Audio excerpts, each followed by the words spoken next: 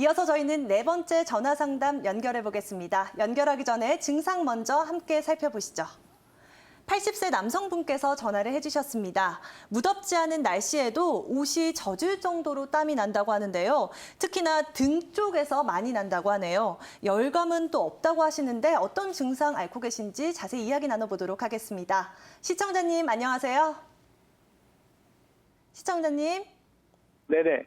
네, 저희가 전문 원장님 지금 바로 연결해 드릴게요.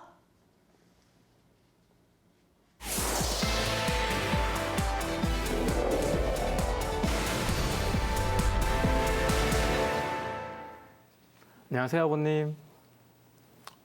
시청자님 네, 안녕하세요. 안녕하세요. 예, 아버님 연세가 많으신데 네.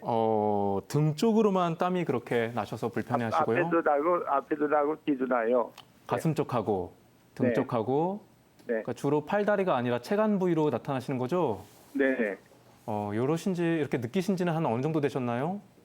한 2달, 3달 돼가요. 아, 2달 정도요? 예전에는 그런 증상은 없으셨고요.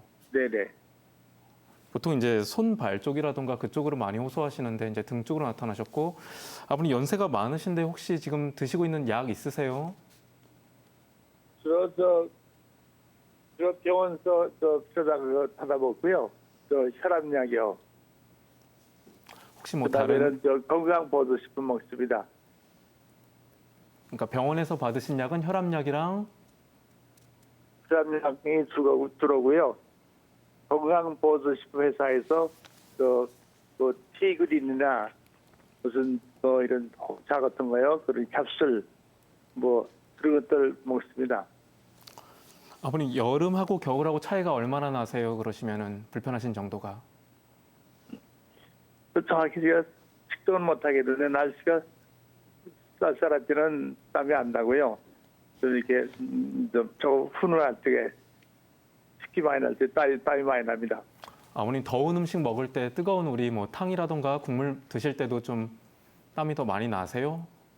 그때는 나지 않아요. 아, 오히려 나지 않으세요? 그럴 때는 특별히. 네. 더운 거를 뜨거운 거를 안 먹거든요, 저는. 예. 혹시 주무실 때도 뭐 이렇게 잠자리가 젖을 정도로 땀이 나신다던가 그러진 않으시고요? 또 아침에 일어나면은 목 있는 데가 땀이 좀 이렇게 보이고요. 그래서 이제는 방의 문을 조금 열어놓고 잤더니 조금 괜찮더라고요. 아버님 혹시 치료 받아보셨어요? 이것 때문에? 없어요. 왜 안 받아보셨어요? 어디에 가서 받아야 할지 몰라가지고요, 이런 거는. 아버님 지금 말씀하신 게 어떻게 보면 병은 아니고 증상이시거든요. 근데 네네. 다른 뭐 기타 뭐 그 전에 질환이 있어서 생기실 수도 있고 네. 또 갑자기 생겼다고 하시는데 요거는 그 가까운 한의원 가셔서 이거 한번 네. 진맥 받아보셔야 됩니다. 진맥이라던가 네네. 진찰을 네. 받아보셔야지 정확한 네. 처방이라던가 이제 혹은 침치료법이라던가 이런 것들을 안내해드릴 수 있는데요. 다시 한번 처방 어떤 거요? CT라고 그러셨나요?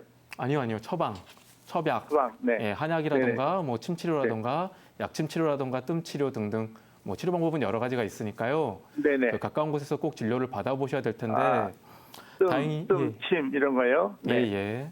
네.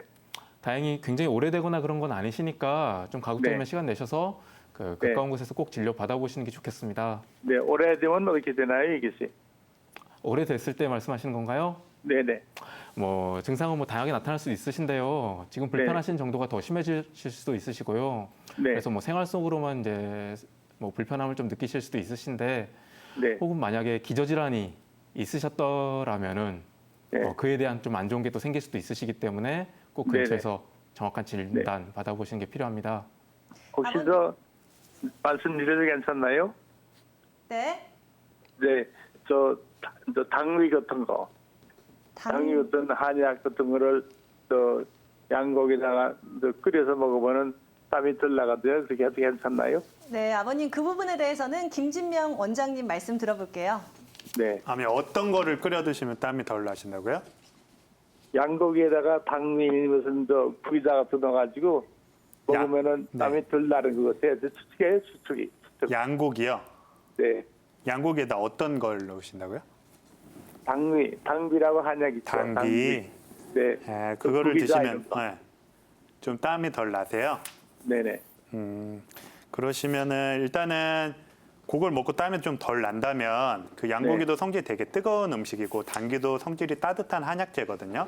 네네. 그렇기 때문에 지금 아버님 몸이 약간 헛땀이 나는 걸 수도 있어요. 허한증이라고 네네. 한의학에서 하는 네. 건데 네네. 기력이나 이런 게 이제 떨어지면서 나는 땀일 수 있어요. 밤에 땀이 네네. 자면서 나는 것도 보고 그런 것도 참고해 네네. 보았을 때 그렇기 네. 때문에 그런 이제 음식이나 그런 종류의 한약재가 더 이제 땀을 확 잡아줄 수 있는 확실하게 네. 잡아줄 수 있는 약재가 많아요.